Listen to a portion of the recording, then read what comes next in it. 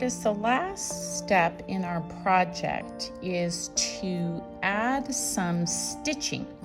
The stitching is going to give emphasis to a certain part because it's actually going to stick out, and it's also going to give some nice texture to our bag. So what I've decided to do is, in my original design, I had 2 rainbows that went across these repeated squares. And so I'm thinking for the second rainbow that I'm going to stitch it instead of paint it.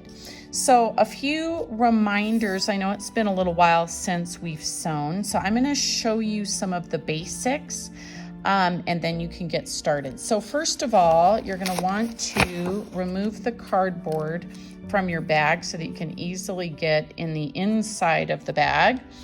And then you're going to want to thread your needle. As a reminder, these needles have a couple different parts. We've got the hole at the top, which is called the eye, and then we do have a pretty pokey tip, so you'll want to be aware of that. When we thread the needle, we are putting the thread through the eye. Now, sometimes you can just pop it through and it's easy peasy. Sometimes it might get a little bit frayed. You could cut that off, and you can also use a little trick called a hot dog bun. The hot dog bun is literally just a little teeny tiny piece of paper folded in half.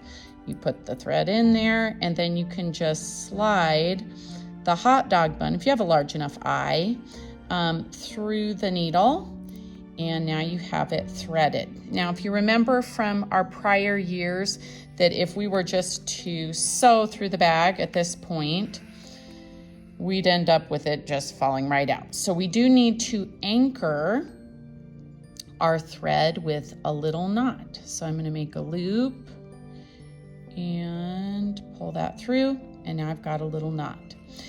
This is ready to go ahead and start sewing. Just a couple of reminders. Sometimes I'll see kids knot this part up here, and while that does help keep your thread in place, it also means that you can't adjust this thread, and this becomes helpful if you want a couple extra little inches of thread later on. What you do to compensate for that is, as I sew, when I pull the thread through the fabric, I am going to hold that thread in place so that I don't end up having to rethread my yarn every time. So I'm going to go ahead and lightly sketch a curved line so I have something to follow here on my design. Students, now that I have my needle threaded, I'd like to demonstrate, and this is a review for many of you, 3 different stitch types that you can incorporate into your design or use as emphasis. You are going to be reminded about how to do running stitch, backstitch, and the satin stitch. So to begin, it's important to remember that we're actually wanting these knots to appear on the inside of the bag rather than hanging off the front. And so I'm going to go inside my bag to this first line that I've drawn. And I'm going to go through right here. Now, it's important that you go through the bag. You don't want to go through the whole back side of the bag because then you'd actually sew the bag shut. So that would not be good. Running stitch, pulled it all the way so that the knot is right up against the fabric. And then I'm going to go down. And it is a little bit tricky because you're sewing inside a bag.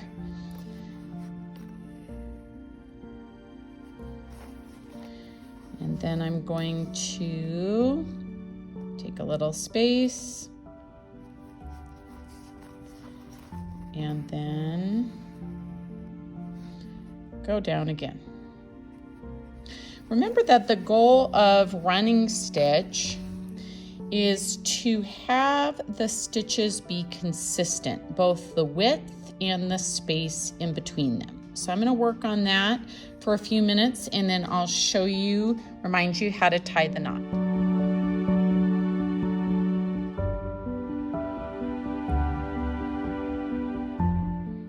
Students, you may have noticed that I have started to vary how I'm doing this. Instead of going in and out of the bag every time, I figured out a way to just pull a stitch through with a little space in between and just do that on the front. So this is keeping me from, at least with a running stitch, from having to go through and go in and out of the bag with my hand each time. All right, so that was just a little modification I figured out that I wanted to share.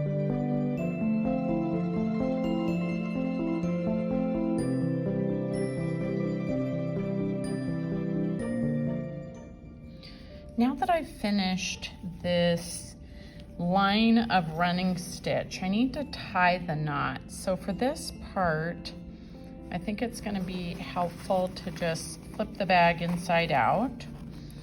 And if you remember this from last year, what we're going to do is go under a nearby stitch, which is going to make this little loopy guy here. And then I'm going to swing back around, go under that again, and pull. And because this is going to be a bag, I'm going to go ahead and do it twice since I don't want it to unravel.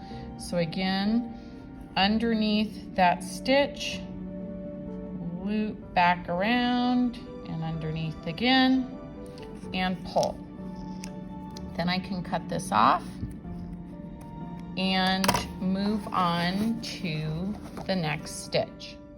The next stitch I'd like to show you is the back stitch, and it looks very similar to the running stitch, except that it's very close together. So it appears as if we just have one solid line. Of course, it is composed of individual stitches, but they're very close together, and I'll show you how.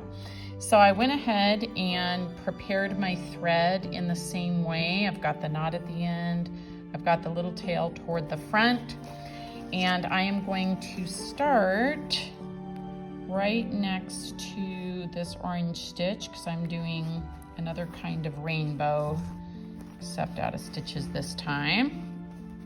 And I come up from inside the bag, so now I've got those two knots in there. And at first, you're gonna notice, oh my goodness, that looks exactly like the running stitch. So I'm gonna do my first little stitch here, looking remarkably similar. I'm going to come up, looks like I'm gonna do another stitch, running stitch, but here's the trick. Instead of going down over here and moving forward, the reason this is called a back stitch is because I go back through the hole of the last stitch that I did. Okay, so let me show you again. Looks like I'm gonna do the regular running stitch. I'm coming up, but instead of going forward, I go back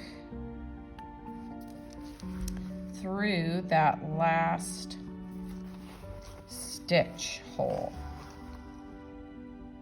Okay, now you can see that I am getting the appearance of a solid line rather than a broken line. All right, I'm gonna work on this for a couple of minutes as well.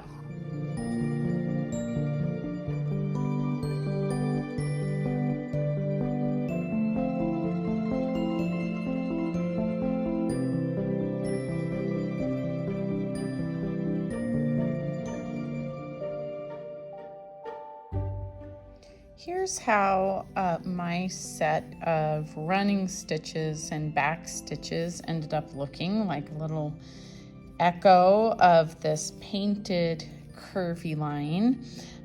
So I think this was really fun. I didn't show it on time lapse because it was pretty time consuming. So that may be something that you consider in which type of stitches and how many you choose to add. The third stitch type that I'd like to show you or remind you of is the satin stitch. And this is a stitch that is good for filling in. Now, since I have quite a bit going on in the front, I'm not going to do any more on the front, but what I thought I would do is maybe a little heart right here and then sign my name, kind of like signing my art. So, or maybe on this side, I'm not sure yet. So I'm going to draw a shape, I think a little heart, and then show you how to do that. You can see from just this little diagram that this is a stitch for filling in. And so I have my heart here, and what I'm going to do is just go back and forth, almost like I'm filling it in with stripes, and get that whole heart with those beautiful red stitches. Here's my process.